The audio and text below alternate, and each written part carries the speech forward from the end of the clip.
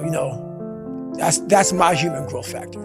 You said before about how you build up self-esteem and confidence and stuff. Mm-hmm. And there's this quote from one of my friends, Alex Hormozy, that says, "You don't become confident by shouting affirmations in the mirror, but by having a stack of undeniable proof that you are who you say you are. Outwork your self-doubt."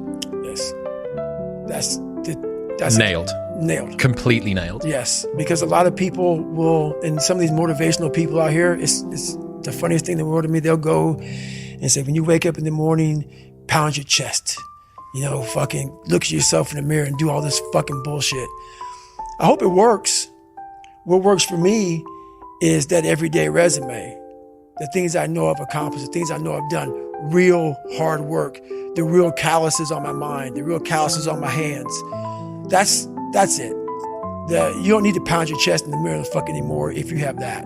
It seems like, especially with confidence, right, or self-esteem, there's a relationship between confidence and competence. Mm-hmm. So what you're looking to do is try and have what you believe that you can do be ahead of what you can do. Right. Now, you're not looking for it to be delusional. You don't want it to be able to believe that you can do something like fly, right? But you need to have a relationship between the two. But what people are asking for is for their confidence to be so far ahead of their competence that, or without having even been competent at anything in the beginning. And that's just delusion. That's fantasy. Right. Well, I believe that you have to build belief. Belief is like, there's an after-school special belief where the mom says, believe in yourself, and that's all great. But there's also a built belief. And the built belief is one where you are constantly, like for me, I came from a bad place. How I build belief is through the daunting tasks I put myself through.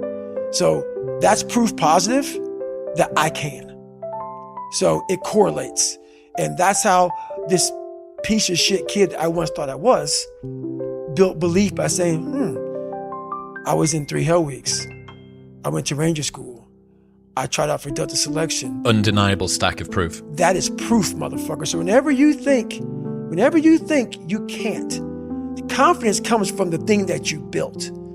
You must build belief. You must build confidence.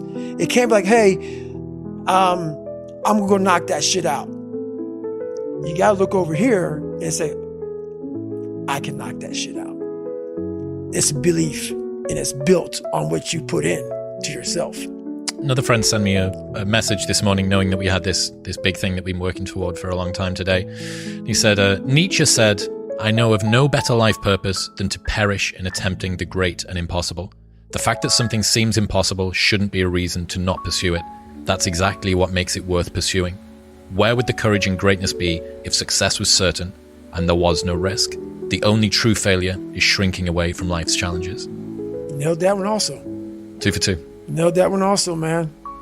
Yeah, it's that dealing with laziness and self-doubt thing, I think.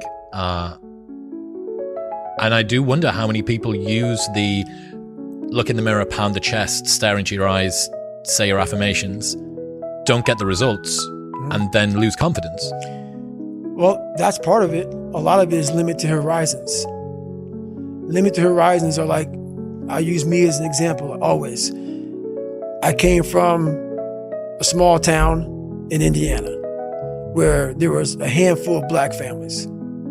And a lot of people in that town, when you come from a town of 8,000 people, it's like we had a local plant, Great Dane. And you're like, you know what? I want to work at Great Dane and get a house next to my mom. That's what you know. So many of us come from these small places in our mind that we're not willing to think outside of only what we've seen.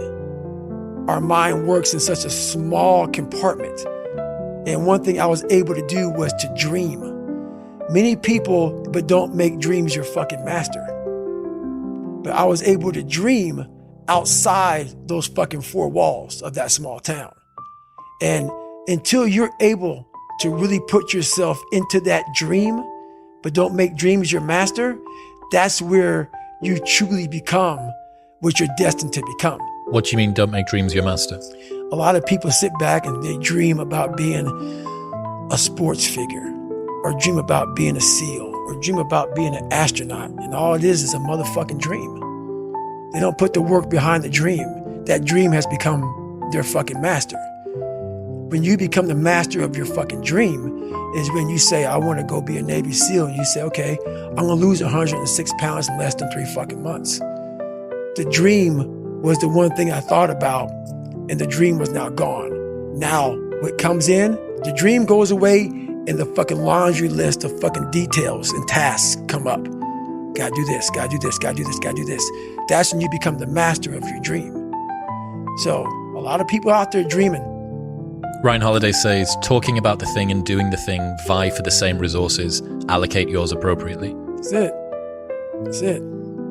That's the way it works as well. That's the way that the brain works. You can actually get these kicks of dopamine by telling your friends about, I'm going to be a Navy SEAL. I'm going to start my training next week. It's going to be great. I'm going to feel like this. It feels good. It feels good to talk about that shit, man. It actually makes you feel good, makes you feel proud, all that shit. But guess what happens? That alarm clock goes off at 4 a.m. to train. I don't want to be a SEAL today. Or I don't want to be whatever today. I'll start tomorrow. And that's the usual pattern of people's lives. That's why I talk about clearing out the mind. Until you really want to do something, you always get to be a talker. You always get to run your fucking